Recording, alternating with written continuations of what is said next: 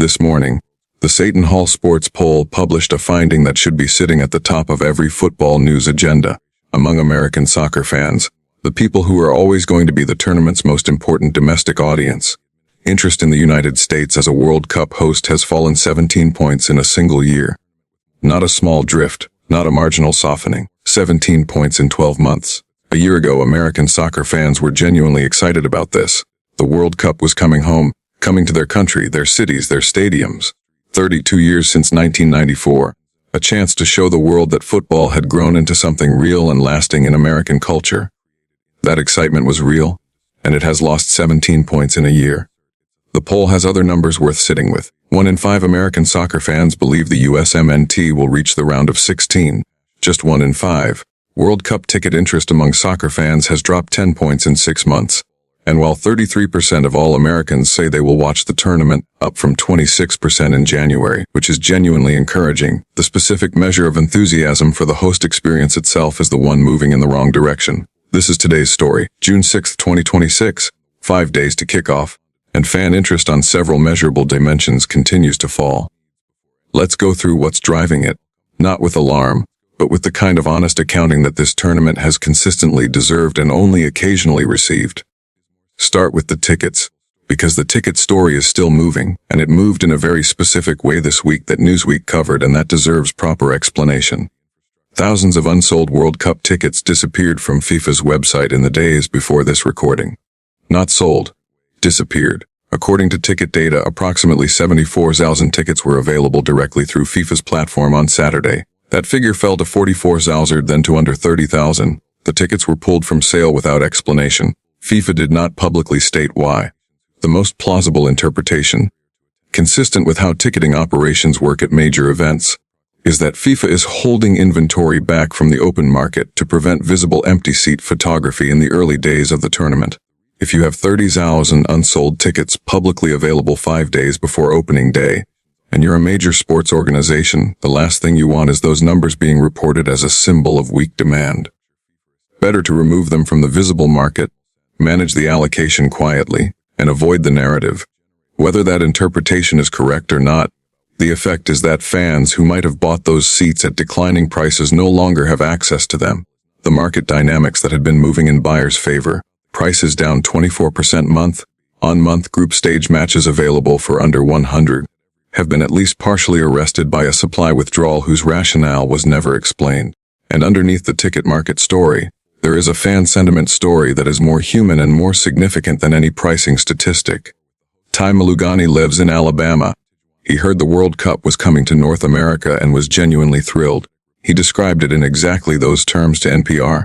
His 4 kids have grown up watching football with him, the tournament coming to his continent, to cities within driving distance. That felt like something.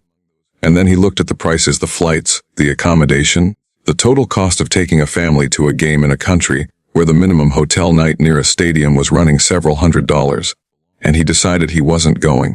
His biggest regret, he told NPR, is that his 4 kids won't get to see it in person. Ty Malugani is not an activist. He's not boycotting. He hasn't filed a complaint with anyone. He just did the maths, and the maths didn't work, and he represents millions of people in exactly his position. Fans who wanted to go, who would have gone in different circumstances, and who are going to watch it on television instead. Now, here is the layer of the fan interest decline that has received specific new attention this week. And it's a story that the mainstream football media has been slower to engage with than it deserves. LGBTQ fan groups are not attending the 2026 World Cup. England's official LGBTQ supporters group 3 Lions Pride, which has around 350 members and regularly attends matches, announced in January that they would not have a visible presence at this tournament. Their statement was measured and specific. The dangerous rollback of human rights in the United States has caused significant concern for fans planning to attend. They said they no longer believed the tournament would be a safe and inclusive environment. Their reasoning referenced Russia and Qatar, 2 tournaments where they had loudly raised concerns, and said it would be irresponsible of them not to raise their voices equally loudly about 2026. The German group Queer Football Fan Club, which represents a network of LGBTQ fan groups primarily across Germany, said the same thing when Sky Sports asked them directly this week. They will not have an official presence at the World Cup in the United States. Their spokesperson told Sky Sports clearly, "The pressure being placed on minorities and LGBTQ people makes it difficult to say yes." FIFA's president has marketed 2026 as the biggest and most inclusive World Cup to date. That phrase, biggest and most inclusive, has appeared in press releases, in presentations, in interviews. And the official LGBTQ supporters group of the tournament's host nation is not attending because they don't believe inclusive describes the environment their members would be entering. That contradiction is significant, not because it changes the football, but because inclusion is one of the specific values FIFA has anchored this tournament's identity to. And when the groups the word is meant to describe respond by saying they don't feel it, the word loses its weight. The Fan Voices piece that Amnesty International published this morning adds 3 more human dimensions to this picture. Mary Capron from Canada will attend a match in Mexico City, but told Amnesty she feels relieved to be going to the Mexican leg rather than the American one. She describes a feeling she couldn't quite put into words. Something about what it means to cross into a country where the welcome feels. 91,000 soldiers walked out of the rubble of Stalingrad in February 1943, frostbitten, starving, barely standing. They had survived one of the most devastating military encirclements in human history, months of combat, starvation rations, temperatures dropping to 25 below zero. They believed the worst was behind them. They were catastrophically wrong. What awaited those men inside the Soviet prisoner of war system was a nightmare that lasted not months, but years.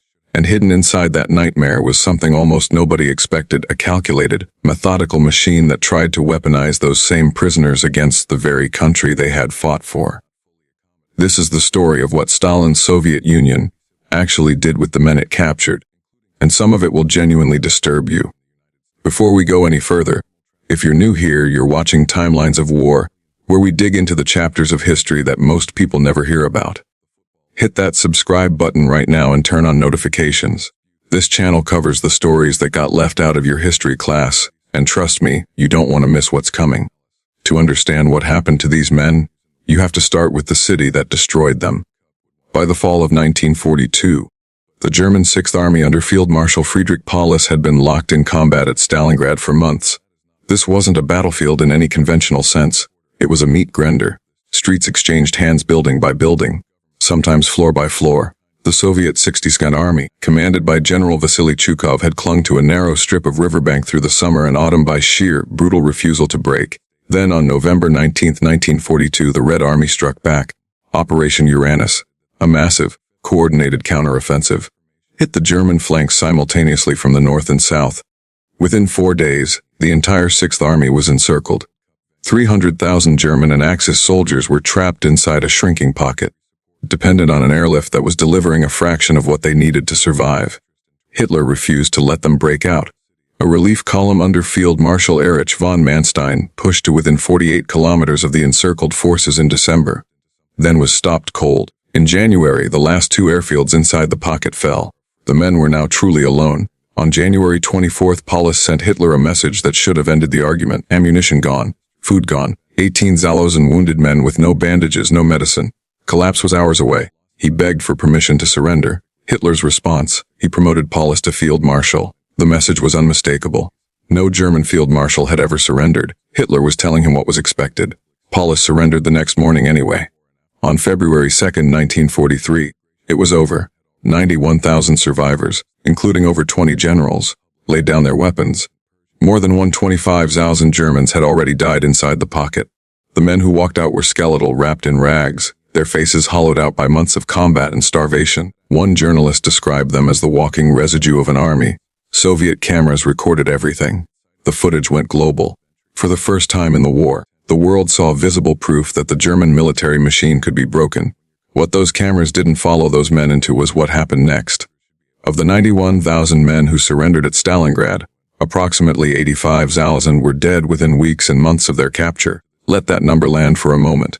85,000 men survived months of encirclement, survived the rubble, survived the cold, and then died after they surrendered. The causes were a deadly combination: the catastrophic physical state of the men at the moment of surrender, and the conditions of the Soviet camps that received them. Typhus swept through the holding facilities like wildfire. Men who had nothing left to give were given nothing in return. To understand why, you have to understand the Soviet Union at that moment. By 1942 and 1943, this was a country fighting for its survival. German forces had seized some of the most agriculturally productive territory on Earth. Soviet industrial production had been preserved only by the extraordinary effort of physically dismantling and relocating entire factories east of the Ural Mountains. Civilian workers in Soviet cities were living on rations that barely kept a person functional. The prison population received the lowest food priority of any group in the country. German prisoners were not near the top of that list.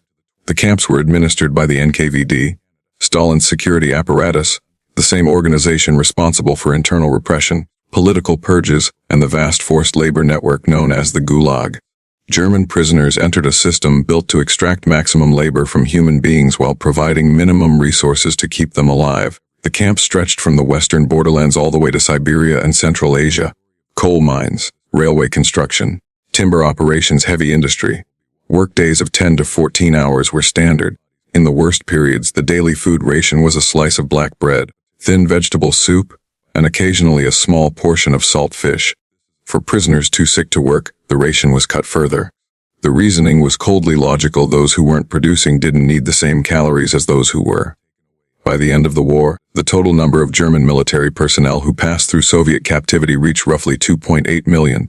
Of those, the West German Mash Commission's decades-long investigation concluded that approximately 194,250 died in captivity.